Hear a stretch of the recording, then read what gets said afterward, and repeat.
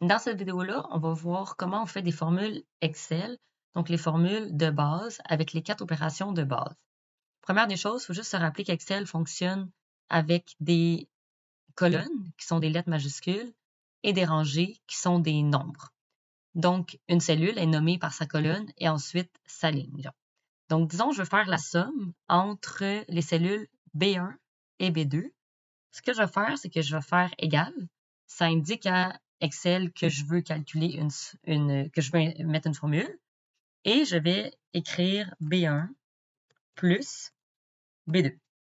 Si je fais Enter, ça va me donner la somme. Ce qu'on peut faire aussi, disons, je veux faire une différence, donc une soustraction. Je peux aussi écrire égal puis directement cliquer dans la cellule. Donc, B1 moins B2, Enter, puis ici, ça fait 7. Quand on veut diviser, donc encore une fois égal, avec les mêmes cellules, on va utiliser la barre de fraction. Donc, la barre de fraction ici, et ça fait la division.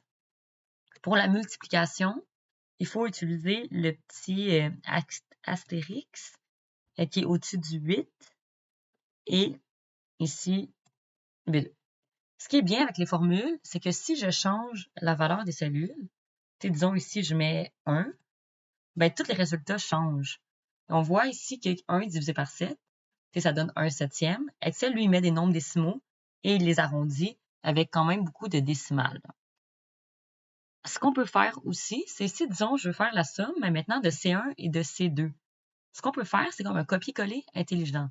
Donc, je me mets dans la cellule. Quand je vais dans son coin, ma souris change. Ça devient comme une petite croix noire. Je peux juste comme étirer la cellule sur le côté et Excel comprend que je veux maintenant faire la même chose, mais dans l'autre colonne. Donc, C1 plus C2. C'est pratique, ça aussi, pour faire un copier-coller. Disons, j'ai 1, 2, 3 et j'aimerais continuer. Donc, j'ai sélectionne, j'ai ma petite croix et si j'étire, ben, je peux continuer jusqu'au nombre que je veux. Là. J'ai pas besoin de les écrire un par un. Excel peut aussi comprendre, disons, la suite. Si je fais 2, 4, 6, je sélectionne, je tire, ben, il comprend que je veux avoir les bons de 2. Donc, avec ces formules-là, c'est suffisant pour ce que vous avez à faire aujourd'hui, mais sachez qu'il existe comme des milliers de formules qu'on peut faire sur Excel.